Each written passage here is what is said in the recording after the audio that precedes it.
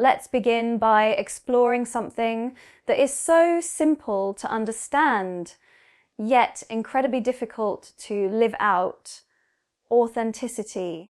When we talk about love, so much of the conversation is framed around ideals. We hear about soulmates, about perfect partners, about happily ever afters.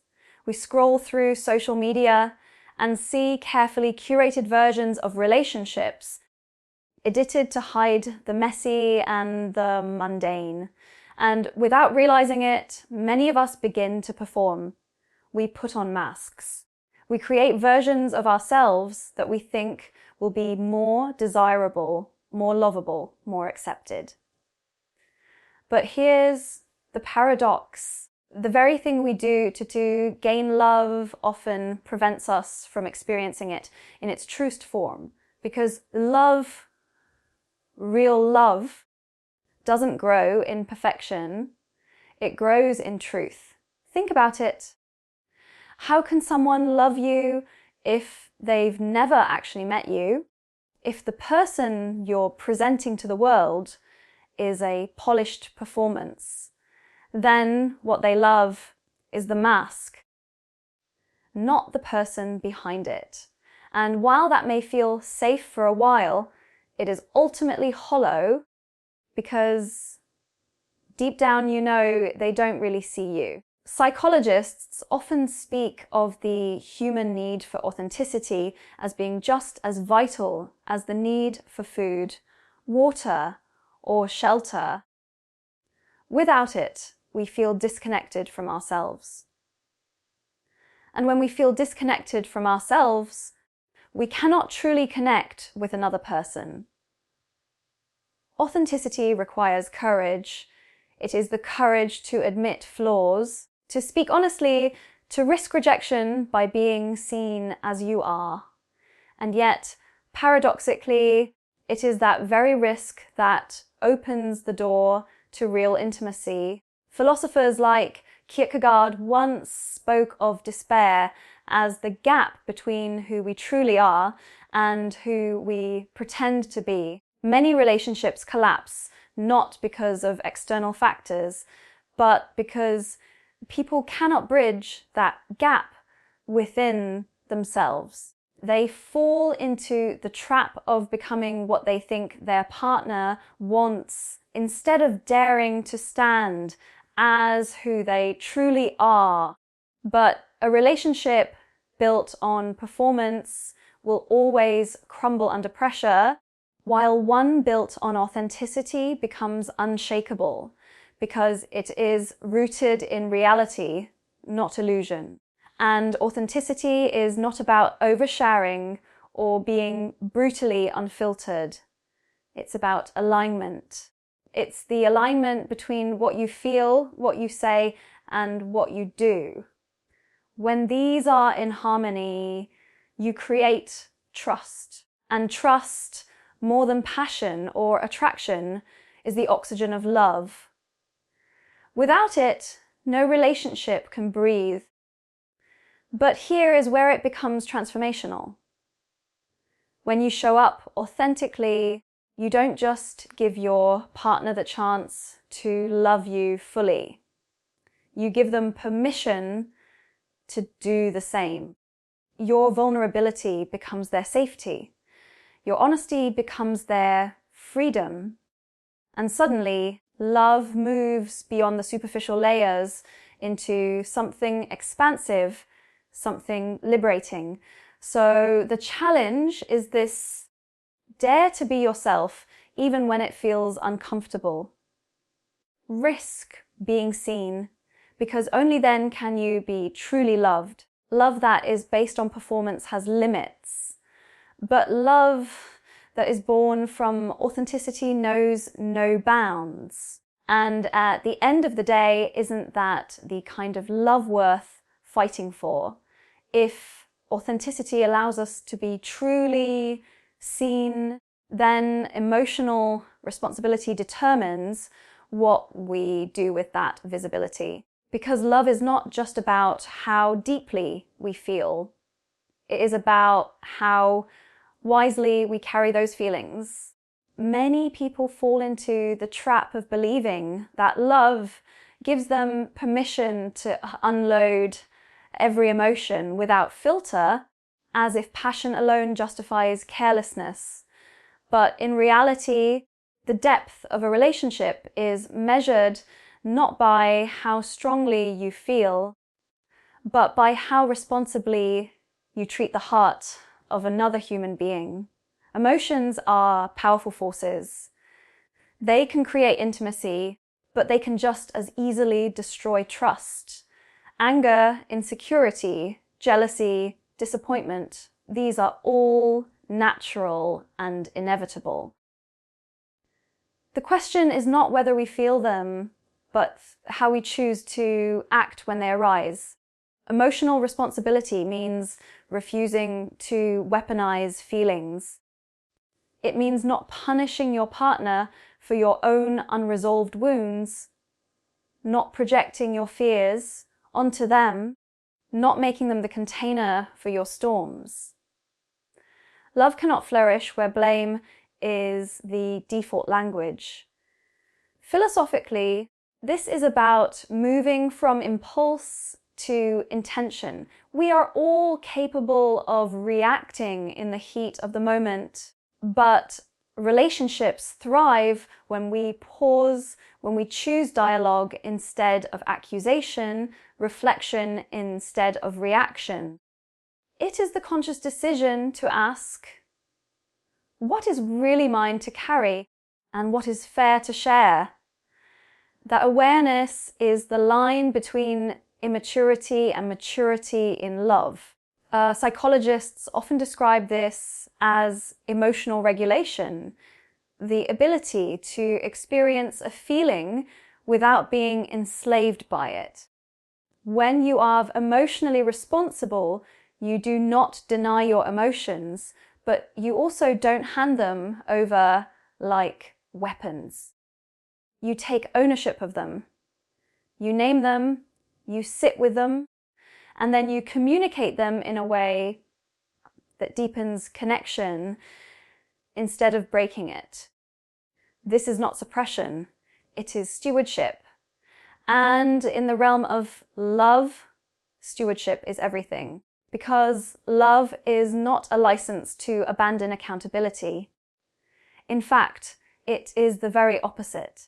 To love someone deeply is to recognize the weight your actions and words carry in their life. A careless outburst can leave scars. A mindful word can build trust that lasts a lifetime. When we take responsibility for how we express what we feel, we create an environment where love is not fragile, but resilient, not reactive, but intentional. And here is the paradox. Emotional responsibility does not make love more restrained. It makes it more expansive. When partners know that emotions will be expressed with care, they feel safe. And in that safety, vulnerability thrives. Instead of walking on eggshells, they walk in freedom. Instead of fearing volatility, they lean into stability. That is when love transforms from something consuming to something sustaining. So perhaps the greatest act of love is not the grand gesture or the dramatic confession, but the quiet discipline of responsibility, the willingness to master ourselves so that we can better honor another. Because love is not just about finding someone who makes you feel. It's about becoming someone who knows how to handle what they feel. And that is where love stops being fleeting and starts becoming limitless. If authenticity allows us to be seen and emotional responsibility teaches us how to carry what we feel, then the next step is understanding the balance between closeness and individuality, one of the most misunderstood ideas about love is that it should consume us completely, that two people must become one to prove the depth of their bond.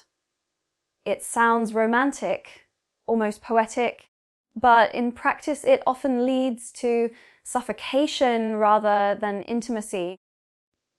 Real love is not about dependence, it's about interdependence. Dependence makes one person the source of the other's happiness, stability, and identity.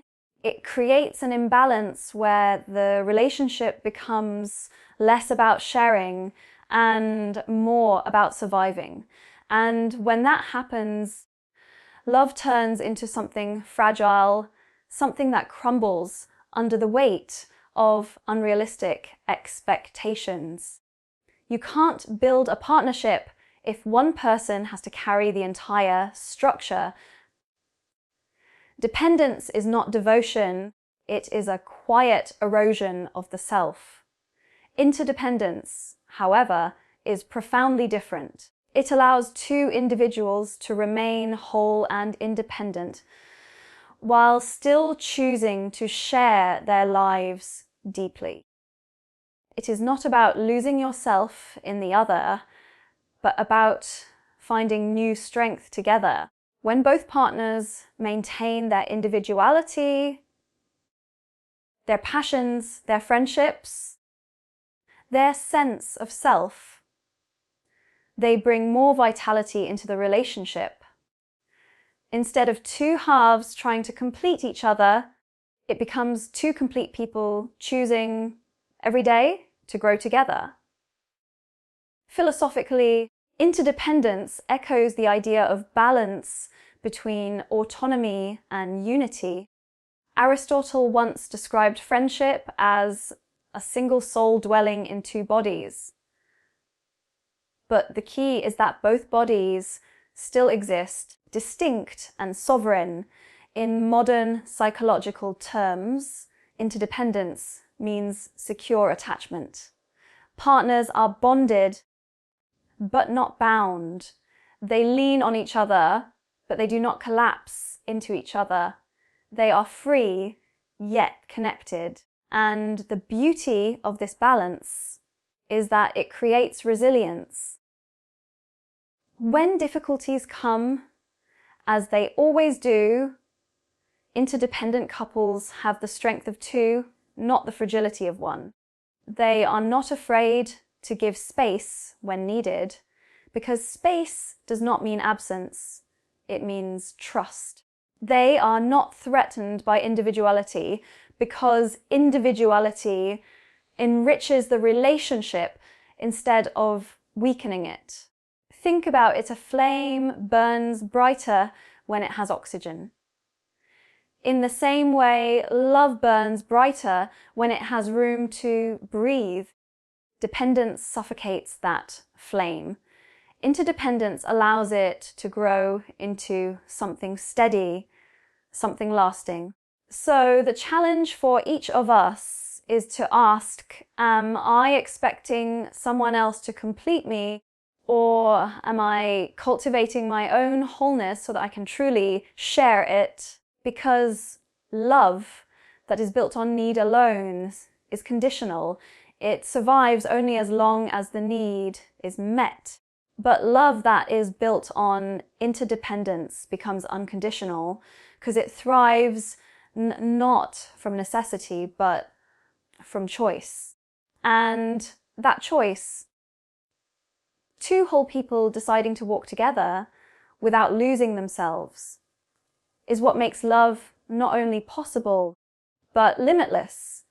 If authenticity teaches us to be seen, if emotional responsibility guides how we handle our feelings, and if interdependence balances closeness with individuality, then the true test of love often arrives in moments of difficulty, because it is one thing to love when life is easy. It is another entirely to love when life feels impossible. The measure of a relationship is not found in how it shines in calm waters, but in how it endures when the storm arrives. Challenges are inevitable. No matter how aligned two people may be, no matter how deep their affection, conflict and hardship will appear. This could be in the form of personal struggles, external pressures, misunderstandings, or even the simple differences that come from two unique human beings trying to build a shared life. And here lies the truth that many people resist. Difficulties are not evidence of failure. They are the arena in which real love is tested and strengthened. Think of it this way. If love were merely about ease, it would never develop depth. It is through navigating struggles together that we discover the true dimensions of our bond. Psychologists often describe this process as relational resilience. When couples face challenges with openness and respect, they don't just overcome obstacles, they build a deeper trust, a stronger sense of us that cannot be shaken by surface level disruptions.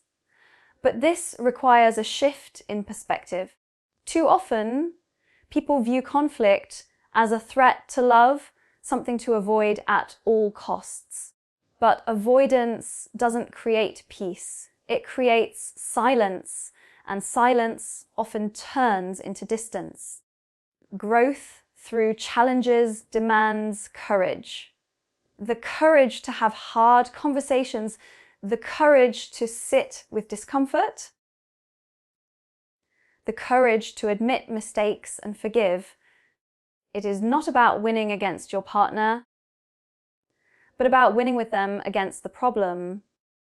Philosophically, this reflects the ancient idea that struggle is the birthplace of strength. Just as the body grows stronger through resistance, relationships grow stronger when they endure and transcend obstacles.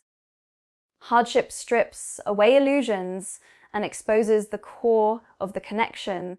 You learn whether your love is merely convenient or deeply committed. You discover whether it is a fragile attachment or a resilient partnership. And here is the paradox. When handled with maturity, conflict can actually become a form of intimacy.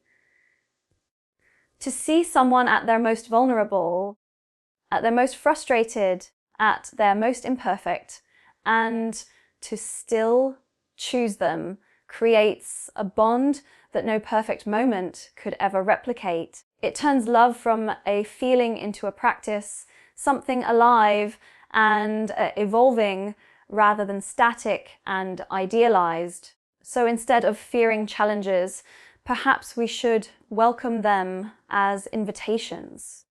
Invitations to grow, to stretch, to refine the way we love. Because love that avoids difficulty remains shallow, but love that endures difficulty becomes unbreakable. At the end of the day, the question is not whether you will face challenges. You will.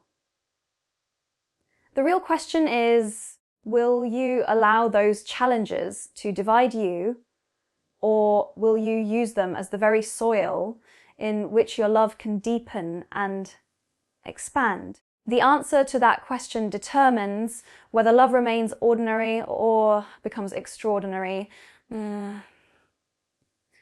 If authenticity is the foundation, if emotional responsibility is the discipline, if interdependence is the balance, and if challenges are the crucible, then the question that naturally follows is, what sustains love over time?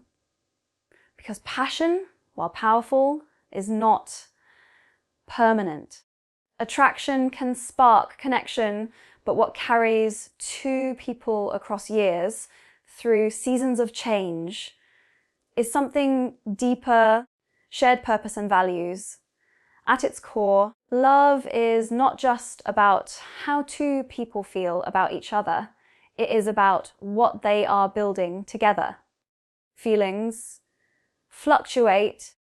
They rise and fall with circumstance.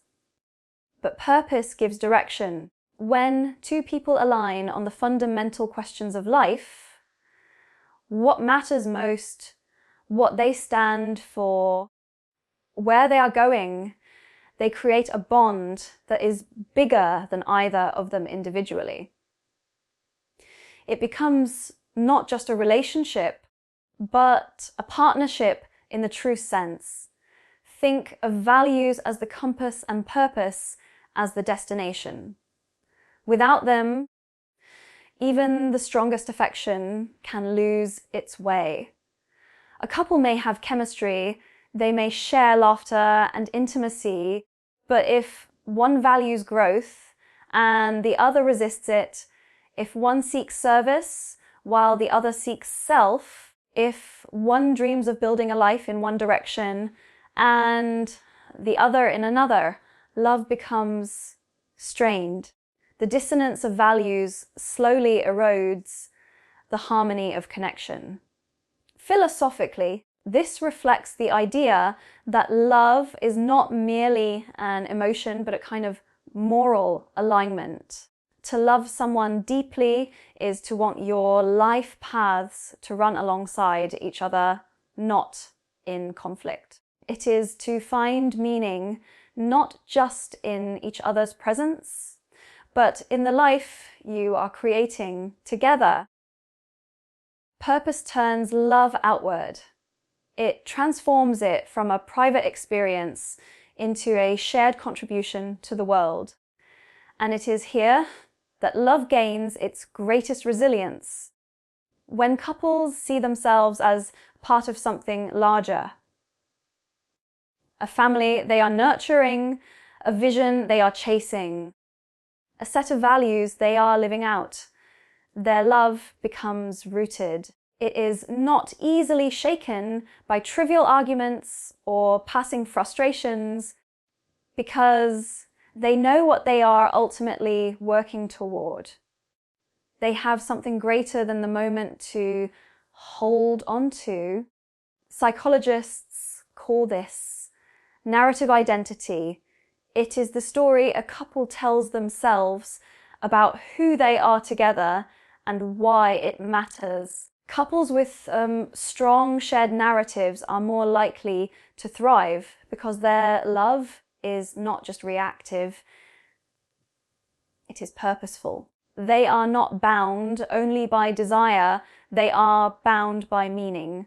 And the beautiful irony is this: when love is anchored in shared values, passion does not fade, it deepens.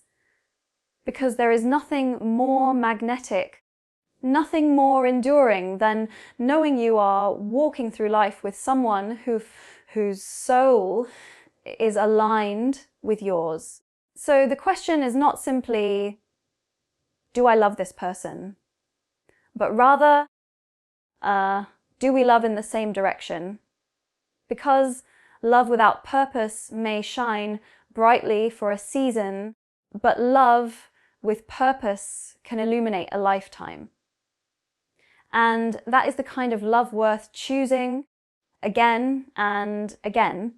If authenticity allows us to be seen, if emotional responsibility teaches us to handle our feelings with care, if interdependence helps us remain whole while connected, if challenges refine our bond, and if shared purpose sustains us, then the final and perhaps most transcendent dimension of love is the ability to move beyond ego.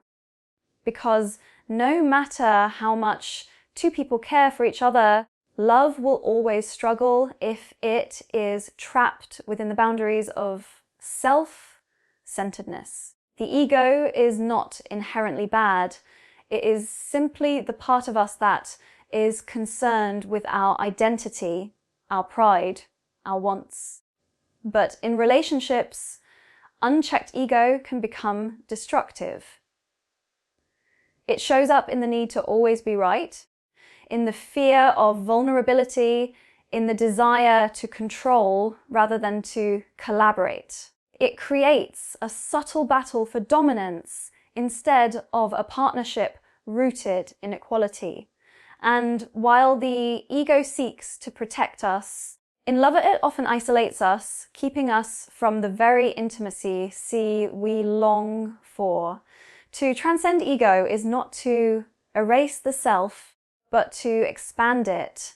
It is to recognize that love is not about winning, but about understanding. Not about possessing, but about supporting. It is about moving from me to we, without losing individuality, but also without making individuality the sole focus. Love grows strongest when we are able to step outside of our own perspective and genuinely see through the eyes of another. Philosophically, this is the shift from egoism to altruism, from love as possession to love as presence.